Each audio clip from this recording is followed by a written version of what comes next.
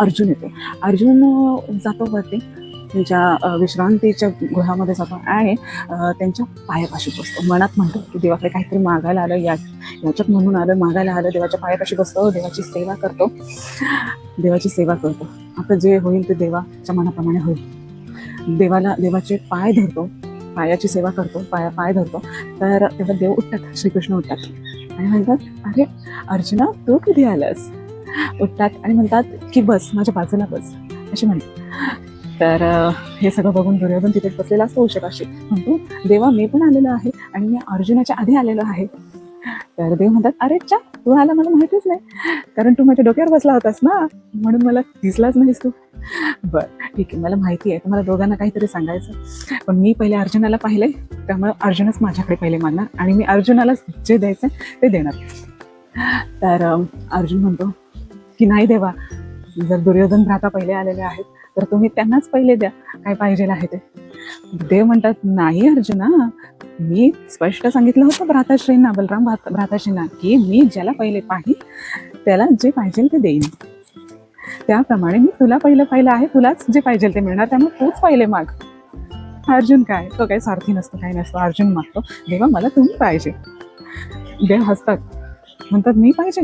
अरे एवढी well trained माझ्याकडे नारायणी सेना आहे. हां हे म्हणजे ते म्हणतात की माझी सेना घे, अजून काय हवं तर घे, तू मला काय मागतोस? म्हणतो, नाही देवा, बस तुमचं मार्गदर्शन मिळालं, बस झालं. दुर्योधन तिथे हसायला लागतं, म्हणतो, नारायणी सेना तर मलाच पाहिजे आणि मीच हे युद्ध जिंकणार. कृष्ण म्हणतात, ठीक आहे, नारायणी सेना हवी आहे ना, ठीक आहे. एक अक्षौहिणी नारायणी सेना असते आणि ती वेल ट्रेन असते, म्हणजे इतर सैनिकांपेक्षा त्यांना चांगल्या पद्धतीने ट्रेन केलेलं असतं. अशी सेना, त्याच्यामध्ये हत्ती घोडे सगळं इन्क्लूड असतं. तर अशी एक अक्षौहिणी सेना ते दुर्योधनाला देतात, मान्य करतात देण्याचं. आणि दुर्योधन खुश होतं आणि तिथं निघून जातो. अर्जुन तिथेच असतो बसलेला.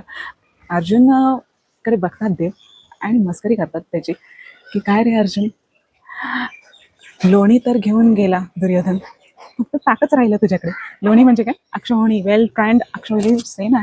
तर दुर्योधन घेऊन गेला, तुझ्याकडे तर फक्त मी राहिलोय, आता फक्त ताकच राहिलंय तुझ्याकडे.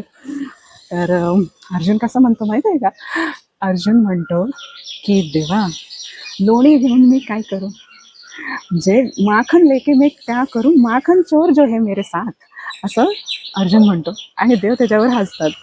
तर एवढं लक्षात ठेवलं पाहिजे की देवावर आपण डोळे झाकून विश्वास ठेवला की बस सगळं देवावर सगळं, देव सगळं बघून घेतो. देवावर विश्वास ठेवा आणि पुढे चला, आपलं ध्येय गाठा, आपलं कर्म करत राहा. देव आपल्याला नेहमी साथ देतो आपल्या आयुष्यामध्ये. आपल्याला जे हवंय जर ते अचीव करायचं असेल, एक देवाची साथ आपल्या आयुष्यामध्ये असली पाहिजे. तर ह्याच्यावरनं हेच शिकायचं की आपण आपले लक्ष कर्म करत राहायचा, देवावर विश्वास ठेवता करता देवावर विश्वास ठेवून कर्म करायचं. म्हणूनच सांगते, आयुष्याची ही जी पाऊल वाट आहे, देवासोबत चालूया. हरी ओम तत्सत.